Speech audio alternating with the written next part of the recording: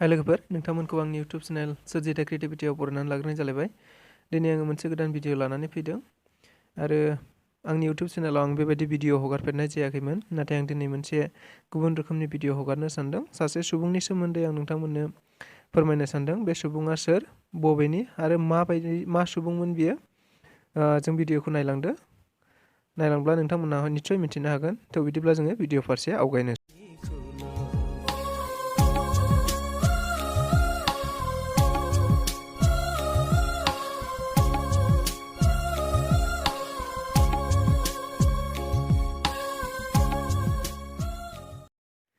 फै जों बिदिबा मिथिनानै लानि।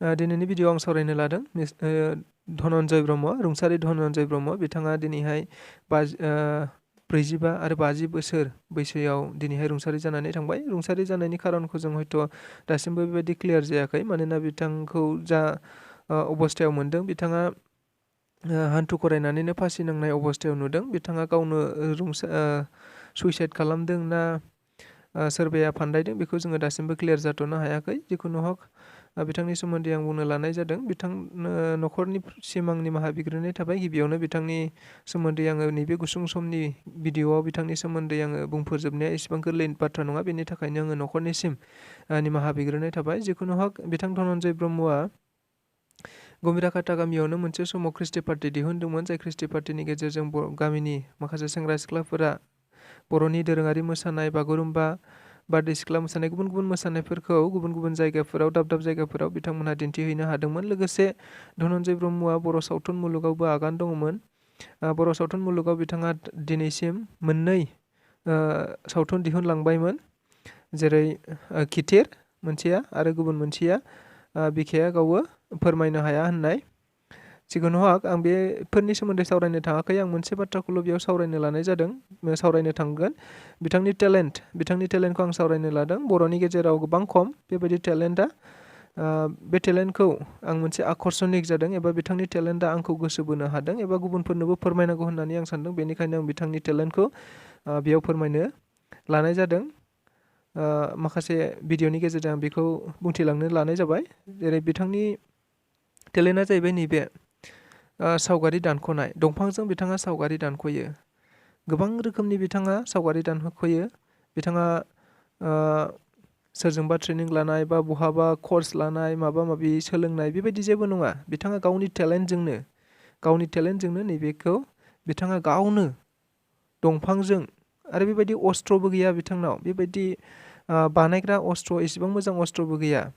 बे अस्त्र गैयिफोरनि गेजेरजोंनो बिथाङा माब्रै बेसेबां बेबायदि दाननो हायो, महर दानख'नो हायो, जिब जुनारफोरजों लोगोसे गुबुन गुबुन मुवा बेसादफोरखौ बिथाङा गावनि गोसोजोंनो सानखांनानै ओरैबायदि मोजां दानख'यो, नुब्लानो आसरित जायो। माने बुंनो थाङोब्ला जोंनि काजिगाव ओनसोलजों लोगोसे बर' माहारिनिनो बियो मोनसे जोबोद गिदिर खहा होननानै बुंनांगोन।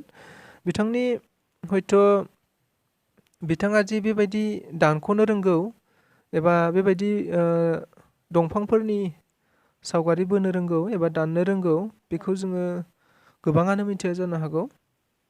बेनिखायनो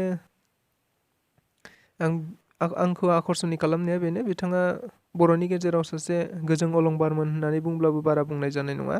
मानोना बर'नि गेजेराव दिनैसिमहालागै बेबायदि दंफांनि मुर्ति एबा दंफांनि सावगारि दानख'ग्राया गोबां खम, आरो गोबां दङब्लाबो नाथायबा बिथांमोनहा गोबां कर्स, गोबां बेबायदि ट्रेनिं लानाय। नाथाय जायनाखि धन'नजय ब्रह्म रुंसारि जानानै थांबाय, बिथांनि दिनैहाय श्राद्धनि गेजेरजों सुबुंफोरनो बेखौनो फोरमायनाय जादों, एबा बिथां श्राद्धआव बिथांनि जानाखि दंफांफोरनि महर दाननाय, दाउ दं, जिब जुनार दङ, गोबां ताजमहल दङ, लटास टेम्पोल दङ, बेफोरबायदि गासैबो मुवा बेसादफोरखौ बेयाव दिन्थिनो लानाय जादों। एबा श्राद्धआव फैनाय गासैबो रायजो राजाफोरा बेखौ, बिथांनि टेलेन्टखौ नुलांथों होननानै रायजो राजाफोरनि सिगाङाव बेखौ बिथांनि जानाखि सोरजिथाय, बे सोरजिथायफोरखौ मोजाङै साजायनानै होनाय जादों। एगजिबिसन बायदि खालामनानै बेयाव दिन्थिनाय जादों, जायनि गेजेरजों जोङो बुंनो हायो बिथाङा सासे जोबोद आखा फाखा सासे महरगिरिमोन एबा महर दानख'गिरिमोन होननानै जोङो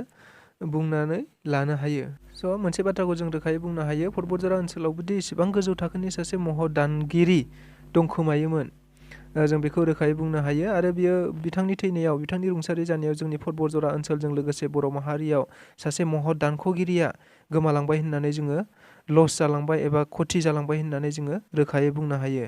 थामहिनबा बिथाङा थाबावोमोनब्ला एबा बेबायदि महर दानख'बाय थायोमोनब्ला जोंनि हारियाव जों बेसेबांबा धोन जागौमोन जों बेखौ रोखायै बुंनो हायो। स' भिडिअखौ सिगांनिफ्राय जोबजासिम नायनायनि थाखाय गोजोननाय थाबाय बयनिसिमबो। गोजोन्थों।